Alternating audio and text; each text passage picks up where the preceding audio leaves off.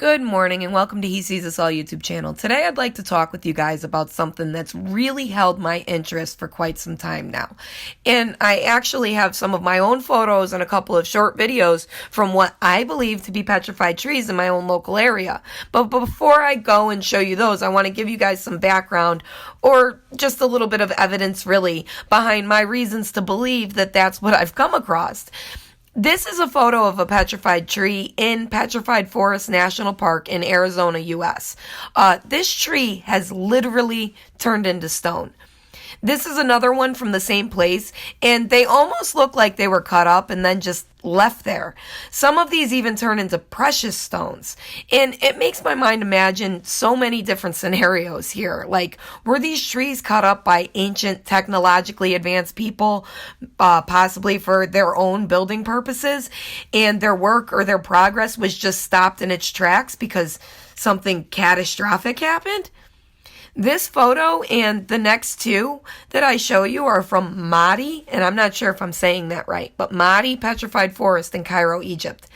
Just look at the beautiful different colors that are in these types of stone that are formed from what was once a living thing. Not all of them, though, are so neatly cut. Some are just piled up rocks, but were living trees nonetheless. The ones found in the desert seem to be more obvious examples, seeing as to how they're currently tourist attractions that are called exactly what they are, petrified forests. But not all are as obvious, though. Mostly, I would say this is because of their size. I apologize for my voice, you guys. I know I've apologized like in the past few videos. I have this cold that I can't seem to get rid of, and it only seems to be affecting my sinuses and my voice. I'm not running any fevers or anything, so I don't believe it warrants any antibiotics. I try not to take meds if I don't need them, so please just bear with me here. If I cough, I apologize. But I've been waiting on getting this video out to you guys, and I can't wait anymore. So, this really excites me. For some reason, this holds such interest to me. The Devil's Tower happens to be one example that's highly debated amongst people. And again, I think this is because of its size solely. Scientists claim that this was formed from volcanic activity, yet the way that it is petrified and the way that it falls apart today is amazingly similar to the cell structure of a tree or even possibly a large stem of some type. There's a channel on YouTube, Mud Fossil University, and he really goes into depth about how biological things, and not just trees either, have turned into stone. Here's a couple of huge stone structures, I guess you could call them, that look like they were once giant mushrooms. And I totally get the idea that none of this seems feasible at first, but you really have to keep in mind that giants did really exist and once lived on this earth with what you could describe as modern day man. And the reason all the governments and the elite cover up these facts is because it really tends to give credence to the stories of the Bible and prove that the Nephilim once walked the earth. Take a good look at the victims of Pompeii. Fire and brimstone, as Sophia the AI once mentioned.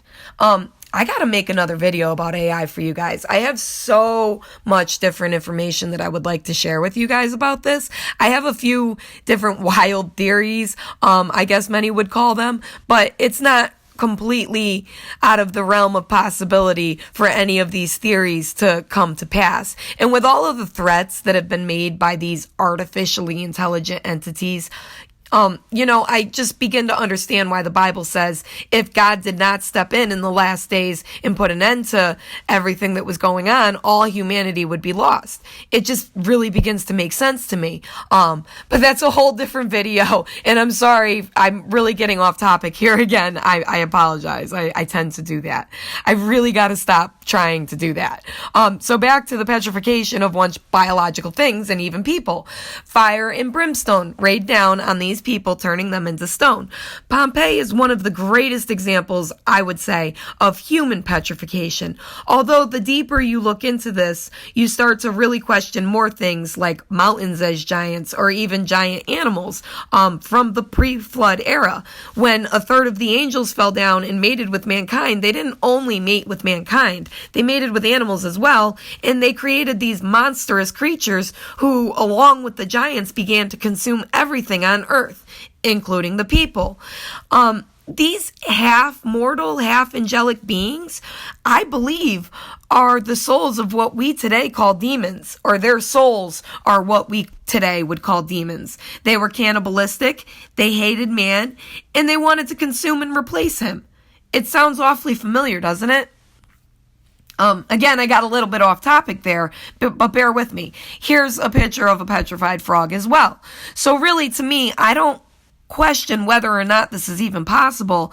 I question what authority man or the elite really has to hide this information from the masses. Some of the petrified trees even have petroglyphs on them as well, almost as if to leave a warning behind, maybe. A lot of them show these spiral things, which really remind me of CERN, and then they have these giant beings that seem to have possibly come through them. I don't know. This is just a close-up of that image. The interesting thing is that these ancient drawings found in quite a few different places on Earth all seem to depict very similar imagery. And it makes you wonder if these are the same things that the scientists at CERN are trying to pull through today. And whatever these entities did, or more so whoever they were, caused the last destruction of what I guess you could label as an advanced society or a civilization, or more basically known as just a species.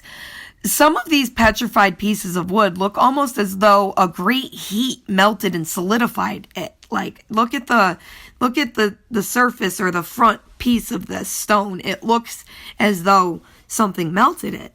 This is a side view of that same stone, that melted looking one. And some even show the beginning of, I guess what you could say would be like trunk rot in the center of the stump. So it really leaves the mind to wonder, what could have caused this? So before I show you my own petrified trees that I believe that I've stumbled upon, I guess you could say nothing looks more like a giant petrified tree stump than a giant petrified tree stump. So here's one of the pictures that I took.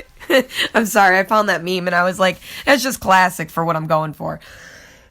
Excuse me. So this is one of the pictures that I took of one of the petrified trees that I came across. Now, before all the trolls come rolling in, no one's forcing you to watch this video, and I have personally seen enough evidence to believe in the possibility. It's not even a question, really, if it's a possibility to me. I just want to show that these petrified trees or logs are everywhere and that it's really not that hard to find them. You just have to keep an eye out. So anyway, me and my husband were driving through Burlington, Connecticut, which for Connecticut is a very woodsy town. It's got like one gas station, one Dunkin' Donuts, one Subway, and one restaurant, and they're all right in the center of town. And the rest of the town is pretty much preserved land, nature centers, walking trails, and fish hatcheries for the different rivers and different lakes and ponds and stuff around Connecticut. It's a very, very woodsy town for Connecticut. So we were driving and my husband had to turn around because we happened to be going in the wrong direction. And when he did, I look over and I see this really, really odd looking stone. So I asked him to pull over. Of course, he thought that I was absolutely crazy, but he did anyway, and I hopped out of the car to check it out, and this thing just absolutely astonished me.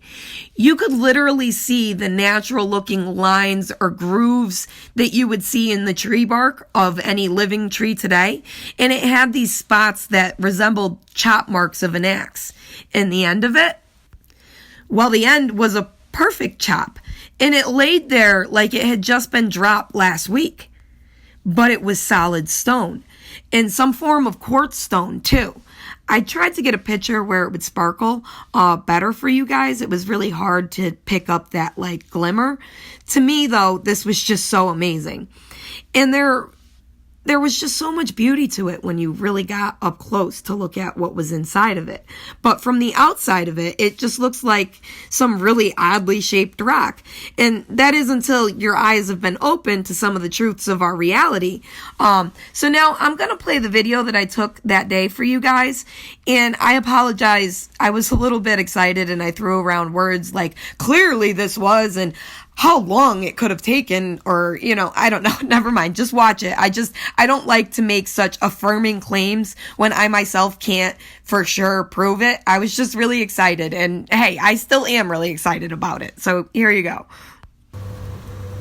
So me and my husband were just driving and we pulled in to turn around and I made him stop so we can take pictures of this. This is stone, but it was a tree at one time. Clearly, this was a tree that was cut down at one time and has turned to stone. And it must not have taken that long to turn to stone. So it's not really that buried in the ground here. This is just crazy to me. This is stone. Where's a rock? Let me hit it with a rock. Listen. This is stone. And clearly it was a tree. I just had to show that to you guys. So I still hold to the claim that was a tree, as I do with this piece we found on a different day. It was in the same general area, I would say, though. This rock looks like it may have once been maybe a piece of driftwood or even just a piece of warped wood, maybe. I don't know. It looks like it was a piece of wood, though. It had these very distinct grooves in it that you could follow with your fingers. It really reminded me so much of driftwood, yet it was solid stone. Let me play this little video I took for you guys. Hey guys, here's another stone I found. Not that far from the other one. It's definitely stone, not just dried up petrified wood, but it looks like it was a piece of wood at one point that was just here, just petrified and turned to stone. These things are everywhere. There's another one right across the street here. I got pictures of that one as well. Look, looks like a stump that was just left there. That one's stone too. I don't know.